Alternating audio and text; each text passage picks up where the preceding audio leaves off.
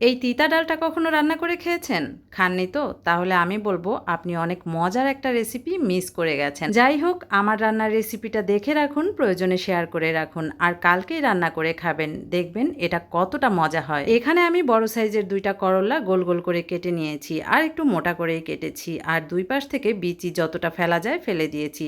তারপর করল্লাগুলো ভালো করে ধুয়ে নিয়েছি। আর এখানে কড়াইতে বেশি করে তেল দিয়েছি। তার মধ্যে লবণ দিয়ে করল্লাগুলো ভেজে নিয়েছি। আর লবণটা এই কারণে দিয়েছি, লবণটা দেওয়ার জন্য কড়াইতে কিন্তু করল্লাটা লেগে যায়নি। তো যাই হোক, করল্লাটা তুলে নিয়েছি আর সেই তেলে দিয়ে দিয়েছি পেঁয়াজ, শুকনা মরিচ আর তেজপাতা। সবগুলো উপকরণ লাল লাল করে ভেজে নেওয়ার পরে দিয়ে দিয়েছি আগে থেকে রেডি করা মশলা। আর মশলার মধ্যে ছিল আদা বাটা, রসুন বাটা, জিরা বাটা, হলুদ গুঁড়া, মরিচ গুঁড়া আর লবণ।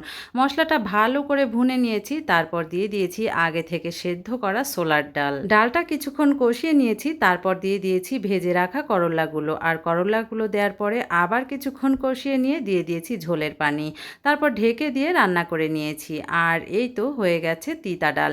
আর এই ডালটা যে এত মজা হয়, না খেলে আপনি বুঝতেই পারবেন না।